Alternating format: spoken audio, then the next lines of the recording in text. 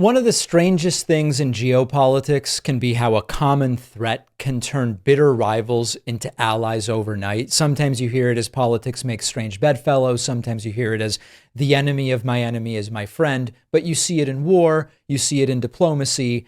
And right now, the threat from Donald Trump and the humiliation that Donald Trump has rained down upon the United States is causing this. Think Ronald Reagan for a moment, not a dove. Reagan understood this dynamic. In a 1987 UN speech, Reagan said, "I occasionally think how quickly our differences worldwide would vanish if we were facing an alien threat from the outside world."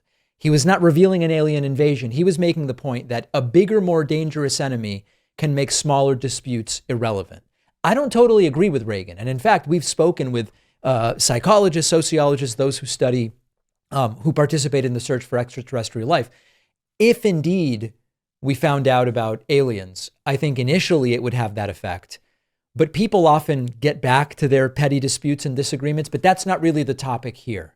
The idea is, in the United States in 2025, Trump is sort of playing the role of the alien threat and coalescing others against us. Allies, rivals, enemies of each other are finding common ground, not because they agree on everything, but because they agree that Trump's America is unpredictable and it's hostile and it's dangerous. And there's a number of examples of this. You look at Europe, NATO allies questioning, is the US reliable? Will the US actually do what the treaty says they're supposed to do and come to the shared defense of NATO members? Some are building parallel defense and trade frameworks, because Trump's whims might mean that tomorrow we're no longer friends. That's the way Trump thinks about it.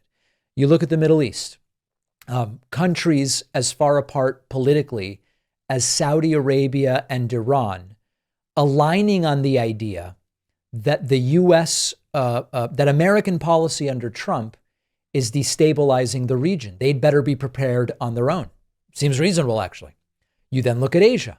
You've got China and India, who regularly clash, cooperating in ways we would not have imagined before to reduce American leverage. Trump's tariffs are on, they're off, they're on you, they're on me, they're on some of our stuff, they're on all of our stuff. Let's just make deals amongst ourselves. And this is way bigger than government. Global public opinion of the United States is cratering. America first is being heard as everybody else last. Other countries don't want that.